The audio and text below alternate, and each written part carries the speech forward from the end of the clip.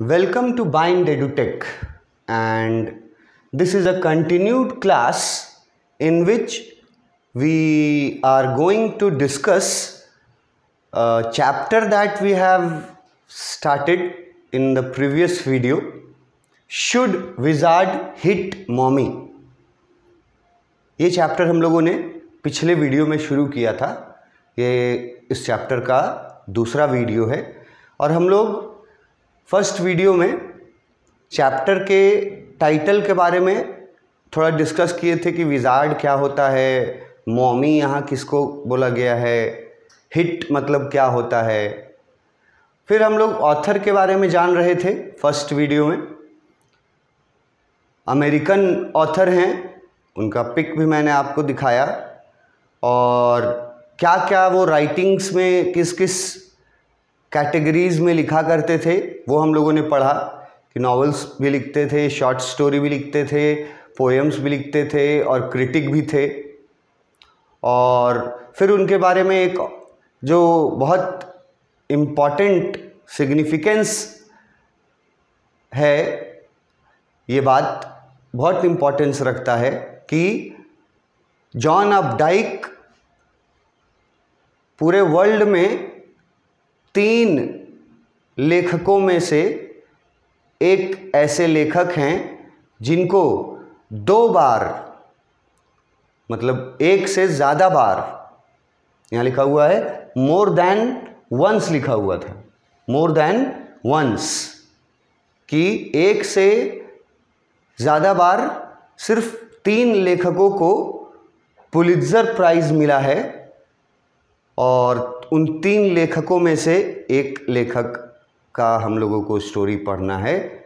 तो ये हम ऑथर के बारे में, उनका बैकग्राउंड जो है वो, उनका ग्रेटनेस कितना था कि उनका लिखा हुआ चीज़ जो है वो चैप्टर्स बना करके और बच्चों तक पहुंचाया जा रहा है।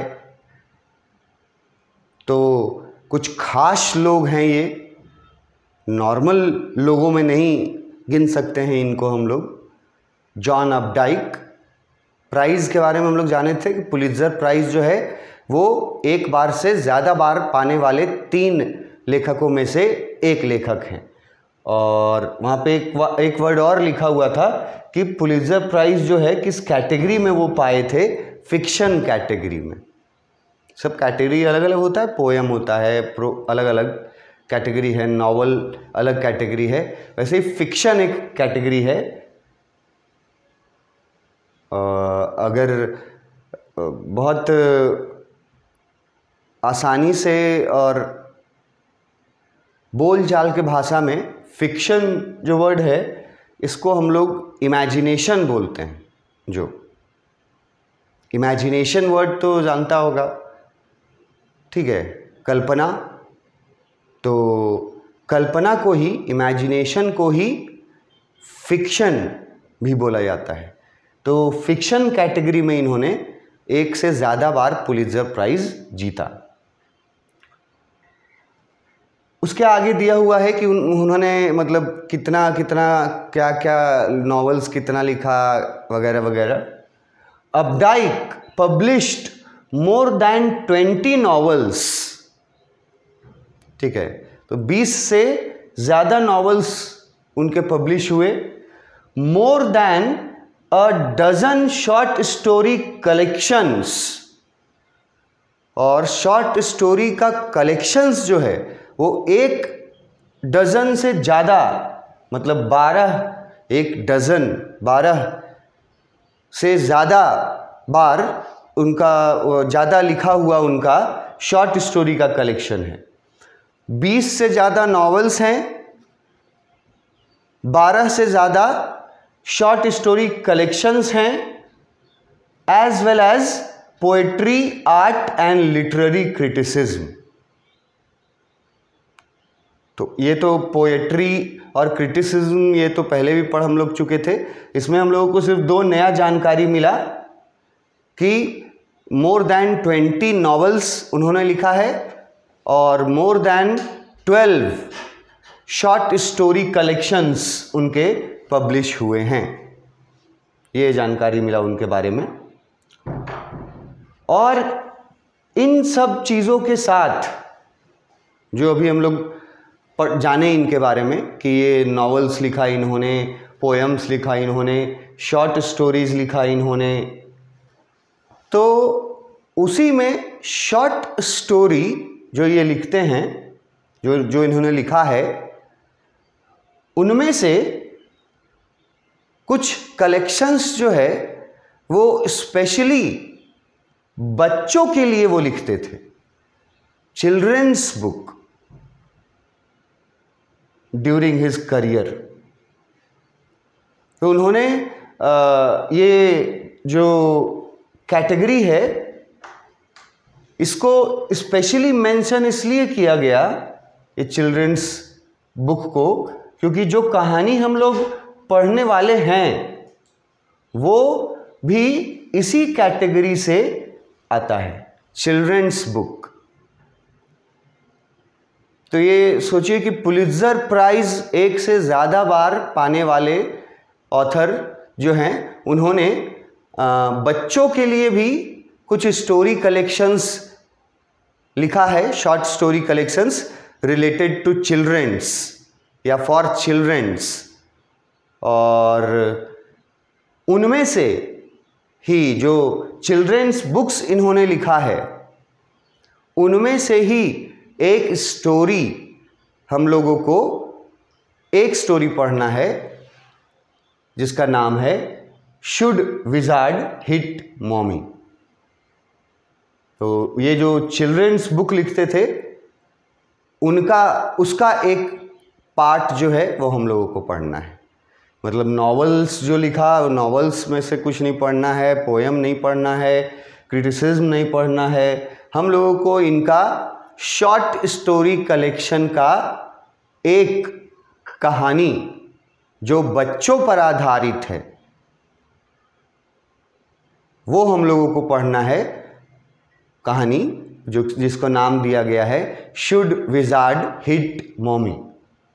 तो ये ऑथर के बारे में बस 4-5 बातें, बहुत ज़्यादा डिटेल नहीं है, लेकिन इतना जानना कंपलसरी है। अपने ऑथर को इतना जानना तो कंपलसरी है ना कि कब उनका जन्म हुआ था, किस सेंचुरी से वो बिलोंग करते थे, क्या क्या वो लिखते थे, और क्या कभी उनको कोई प्राइज़ या अवार्ड मिला था क्या, और ये सारी बातें जानना ज़रूरी होती हैं ऑथर के बारे में। तो ये हम लोगों ने ऑथर के बारे में, जॉन अपडाइक के बारे में जाना। पूरा नाम जॉन हॉयर अपडाइक। अब हम लोग ऑथर से बाहर आते हैं और चैप्टर का इंट्रोडक्शन जानते हैं। ये chapter should wizard hit mommy, इसका इंट्रोडक्शन देखते हैं। अभी सिर्फ ऑथर के बारे में देखा था, अब इस चैप्टर का इंट्रोडक्शन में क्या क्या लिखा गया है पढ़ो। Little children love to hear stories from their parents at bedtime. मैंने जैसा कहा था अभी कि जो चिल्ड्रंस बुक लिखे हैं हमारे ऑथर ने, जॉन अपडाइक ने, उन्हीं चिल्ड्रन बुक्स में से एक कहानी हम लोग पढ़ने वाले हैं, जो बच्चों, जिसमें बच्चे हैं, बच्चे शामिल रहते हैं, या वो कहानी बच्चों के बारे में ही होती है, बच्चे उसके सेंट्रल कैरेक्टर होते हैं। तो वैसा ही आपका चैप्टर का इंट्रोडक्शन भी शुरू होता है लिटिल चिल्ड्रन से, कि जो छोटे बच्चे होते हैं, यहाँ अगर एज ग्रुप के दृष्टिकोण से तुम समझना चाहो कि छोटे बच्चे मतलब कितने छोटे, 1 महीने के या 6 महीने के या 10 साल का बच्चा, तो यहाँ जो लिटिल चिल्ड्रन लिखा है इसका मतलब है वैसे बच्चे जो 2 साल, 3 साल, 4 साल, 5 साल की उम्र तक लगभग, उन सारे बच्चों के लिए यहाँ लिटिल चिल्ड्रन वर्ड यूज़ किया है। ठीक है, मतलब लगभग 5 साल तक के बच्चे, 2 साल से शुरू होगा, 5 साल तक के बच्चे को यहाँ लिटिल चिल्ड्रन लिखा है। ये बात आपको तब रिलेवेंट लगेगी जब आप कहानी के कैरेक्टर्स के बारे में जानेंगे। तो ये बात आपको जो मैं बता रहा हूँ कि लिटिल चिल्ड्रन बोला है कि किस एज ग्रुप के लिए यूज़ किया है, तो 2 to 5 ईयर्स, 2 से 5 साल के बच्चों के लिए ये यूज़ किया है। ऐसा मैं क्यों बोल रहा हूँ, क्यों मैंने लिखा है, वो आपको कैरेक्टर्स पढ़ोगे तो समझ में आ जाए। तो छोटे बच्चे जो होते हैं उनको एक आदत होती है ना, कॉमन है, ये यूनिवर्सल आदत, ये सभी कंट्रीज में, अक्रॉस द वर्ल्ड, जो इस कैटेगरी के बच्चे होते हैं 2 साल से 5 साल तक के बच्चे, वो बच्चे जो हैं, वो बच्चे, उनका हैबिट रहता है बेड टाइम पर वो कुछ कहानी सुनना पसंद करते हैं अपने पेरेंट्स से। पेरेंट्स में चाहे मदर हो चाहे फादर हो, किसी से भी, लेकिन छोटे बच्चों का ये आदत बना रहता है कि बेड टाइम के समय वो स्टोरीज सुनना पसंद करते हैं, किनसे? अपने पेरेंट्स से। वो कहानियाँ सुनना पसंद करते हैं अपने पेरेंट्स से। Such stories are mostly fables. अब इस उम्र के बच्चों को जो कहानियाँ सुनाई जाती है उनके पेरेंट्स के द्वारा, वो कैसी कहानियाँ होती हैं, वो कहानियाँ कहाँ से सुनाते हैं पेरेंट्स, ये बताया जा रहा है कि ऐसी कहानियाँ जो छोटे बच्चे अपने बेड टाइम के समय पेरेंट्स से सुनने की आदत होती है उनको, वो बहुत पसंद करते हैं इस चीज़ को। ऐसी कहानियाँ ज़्यादातर फेबल्स होती हैं। यहाँ फेबल्स वर्ड जो है ये की वर्ड है। फेबल्स का मीनिंग मैंने लिखा है an imaginative short story with a moral message. मतलब बहुत एक शॉर्ट स्टोरी है और वो कंप्लीटली इमेजिनेटिव है, मतलब उसमें अपनी कल्पना से ही स्टोरी तैयार किया गया है, रियलिटी कुछ नहीं है उसमें।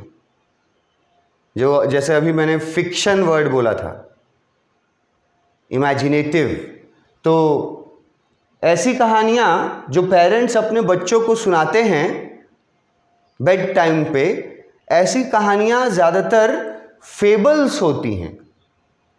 मतलब कि वो कहानियाँ पेरेंट्स जो हैं वो अपने इमेजिनेशन से बनाते हैं और उस कहानी में वो कोई मोरल मैसेज छिपा होता है बच्चों के लिए। मोरल मैसेज मतलब नैतिक शिक्षा कुछ दिया जाता है, ऐसी कहानियाँ होती हैं। लेकिन वो कहानियाँ कंप्लीटली इमेजिनेटिव होती हैं। ऐसी कहानियों को फेबल्स बोला गया है।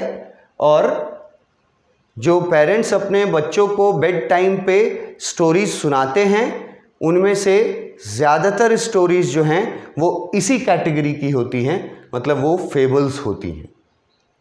And have no logic behind them. अब काल्पनिक अगर बोल दिए हैं, इमेजिनेटिव बोल दिए हैं, तो फिर ये कॉमन बात है कि उसमें कोई लॉजिक नहीं रहता है कहानी में। अगर लॉजिक रहेगा तब तो वो रियलिटी बन जाएगा ना। इलॉजिकल कहानियाँ होती हैं वो, कोई लॉजिक नहीं रहता है। जैसे अगर आप कहानी सुना रहे हैं कि दो बिल्लियां हैं और दो बिल्लियां आपस में बातें कर रही हैं एक दूसरे से, और दोनों बिल्लियों के बातचीत का जो मुद्दा है वो है खाने का सामान कहाँ इकट्ठा किया जाए, कहाँ से लाया जाए। मतलब दोनों को भूख लगा है, दो बिल्लियों को भूख लगा है और वो खाने का इंतज़ाम कैसे हो ये सोच रही, ये बात कर रही है आपस में। तो इसको क्या बोलोगे? इसमें कोई लॉजिक है? मतलब कोई दो बिल्ली आपस में बात करेगा कि बात करते हुए सुना है कि भूख लगा है या कुछ भी? इलॉजिकल है। ये एग्जाम्पल था कि कोई भी क्रिएचर क्रिएट कर देना अपने मन से, अपने इमेजिनेशन से, जिसमें कोई लॉजिक नहीं रहता है, ऐसी कहानियाँ जो हैं उनको फेबल्स बोला जाता है। और ऐसी ही कहानियाँ, मतलब फेबल्स जो हैं वो बताई जाती हैं किनको? बच्चों को, सुनाई जाती हैं बच्चों को, जिसमें एक मोरल मैसेज कोई दिया जाता है। Many a time parents make up stories out of their own head। ये तो रिपीटेड है, हम लोग पहले ही बोल चुके हैं कि ये स्टोरी जो है वो फेबल्स जो है वो खुद का बनाया हुआ रहता है। उसी बात को रिपीट किया गया है कि many a time, मतलब बहुत बार जो कहानी पेरेंट्स बनाते हैं, स्टोरीज जो बनाते हैं, ओन हेड मतलब अपने दिमाग से, अपने मन से ही वो काल्पनिक कहानी बना करके और बच्चों को सुनाते हैं। 2 साल से 5 साल तक के बच्चों को at the time of bed time. और वो छोटी कहानियाँ होती हैं जिसमें मोरल मैसेज दिया जाता है और जो पूरी तरह से इमेजिनेटिव होती हैं, उनके अपने दिमाग की उपज होती है। Little children take them as literally true. और जब ये कहानियाँ बच्चों को सुनाते हैं पेरेंट्स, तो बच्चे जो हैं वो भी इन कहानियों पर बिलीव करते हैं। मतलब कि उनको लगता है कि जो बताया जा रहा है वो ट्रू है। बच्चों को नहीं पता होता है कि वो इमेजिनेटिव है या उसमें कोई लॉजिक नहीं है। 2 साल के बच्चे को, 3 साल के बच्चे को नहीं पता चलता है। उसको जो कहानी बताया जाता है वो उस बच्चे को लगता है कि वो कहानी क्या है? ट्रू है। बट लेकिन as the child grows up, जैसे जैसे बच्चों की उम्र बढ़ती है, जो सबसे छोटा उम्र रहता है, वहाँ पर उस उम्र में बच्चे जो हैं वो काल्पनिक सुनाई गई कहानियों को ट्रू मानते हैं, सच मानते हैं। लेकिन जैसे जैसे उनकी उम्र बढ़ती जाती है, when the child grows up, जैसे जैसे वो ग्रो करते जाते हैं, वैसे वैसे he becomes inquisitive। अब यहाँ ही वर्ड यूज कर दिया है, इसका मतलब ये नहीं लेना कि इस जेंडर को रिप्रेजेंट कर रहा है ना, चाइल्ड के लिए है। चिल्ड्रन जो है कॉमन जेंडर के लिए बातें की जा रही हैं।